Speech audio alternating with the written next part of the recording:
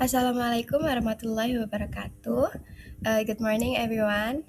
First of all, let us thank to God for His blessing so we can be here and present our assignment today.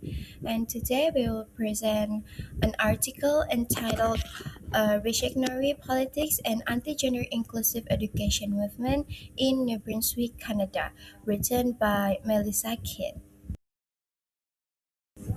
This presentation will be delivered by our group, but before that, let me introduce myself. My name is Najla gania ayashi. With my last two digit of my student ID are 118, and two of my member are Niha, nabila, hanan with last student ID 97 and Wefa FARADILA 196. In this presentation, we will discuss several important parts of the articles. First, the abstract of the articles. Second, the research objective. Third, the methodology used in the study. Then, the key findings. And lastly, the conclusion and our reflection. Now I will explain the background of Policy 713. First, the context. In New Brunswick, Canada, schools previously used Policy 713. This policy was created to support LGBTQ plus students and to make schools safe and inclusive for everyone. Second, the policy change. In 2023, the government made changes to this policy. One of the main change was the teacher must inform parents if a student under 16 years old change their name or their pronouns related to gender identity at school. Third, the controversy. This change created a big debate in society. There were two main sides. The first side is people who support parental rights, and the other side is people who support gender inclusive education and the protection of LGBTQ plus students. And this conflict became the main focus of the research in this article. Abstract summary, case statement, the study discuss the rise of the anti-gender inclusive education movement in Canada, especially in New Brunswick. The controversy emerged after the government amended Policy 713, which required teachers to inform parents if students change their names or pronoun relate to gender identity. Main findings, the study show the political discourse and conservative movement played a significant role in shaping public opinion and influencing educational policies related to gender inclusion. Research objective, gender inequality affects individual and society as a whole.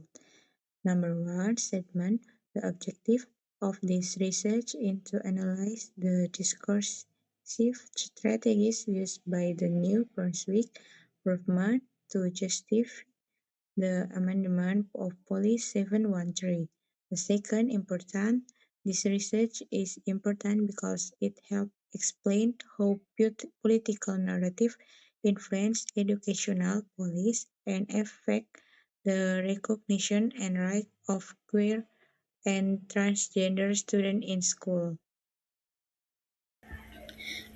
Okay, now I would like to explain the methodology of this study. First, we can see the research design.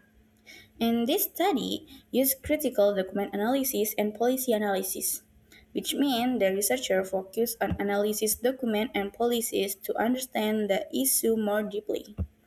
Next, the data source.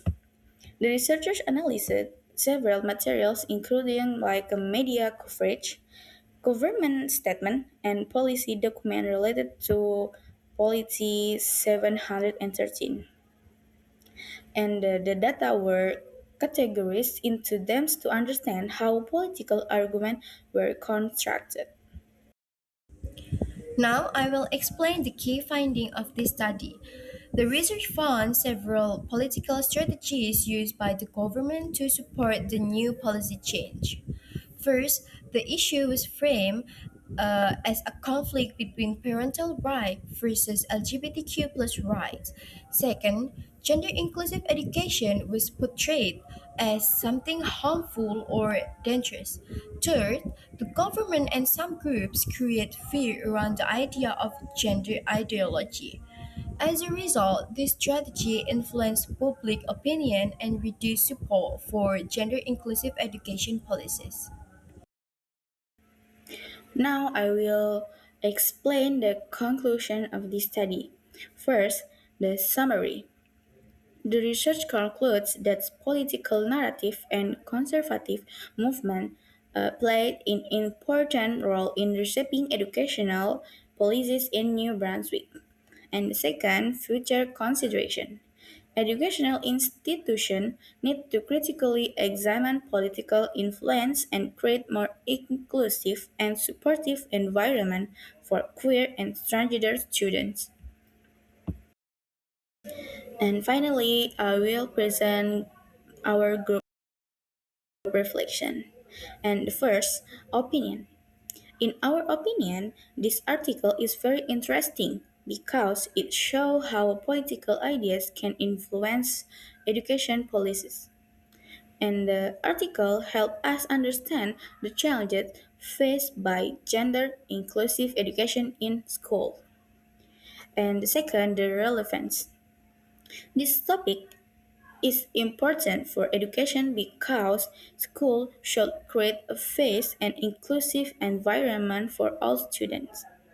And the teacher need to be aware of social and political issues that may affect students. This is the end of our presentation. Now, if this were a live session, we will be happy to answer all of your questions, guys. And we hope this presentation helps you understand how politics can influence education, especially in sensitive topics like gender and inclusion. Thank you for listening and thank you for your attention. Wassalamualaikum warahmatullahi wabarakatuh. See you next time.